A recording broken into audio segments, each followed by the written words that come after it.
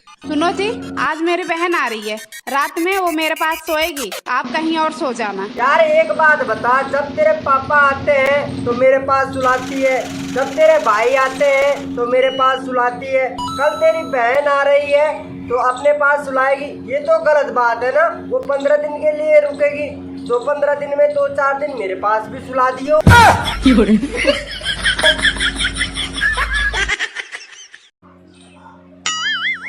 Oh no!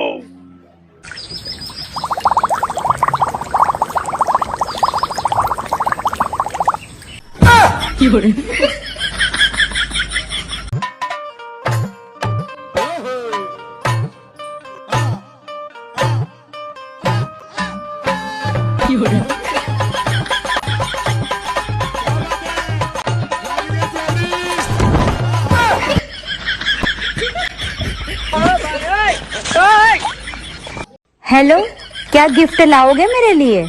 तुम्हें क्या पसंद है? चॉकलेट ले आओ चॉकलेट। नहीं, मैं बाकी लड़कियों से थोड़ी अलग हूँ। बीड़ी पिएगी बीड़ी? आमिर, तुम इतनी लेट क्यों आए हो? मैडम जी, रास्ते में एक लड़की का 100 का नोट गिर गया था। ओह वेरी नाइस, इसका मतलब तुम हेल्प कर रहे थे उसकी? नहीं नहीं मैडम जी, वो 100 का नोट को अपने पैर के नीचे दबा कर रख रखा था।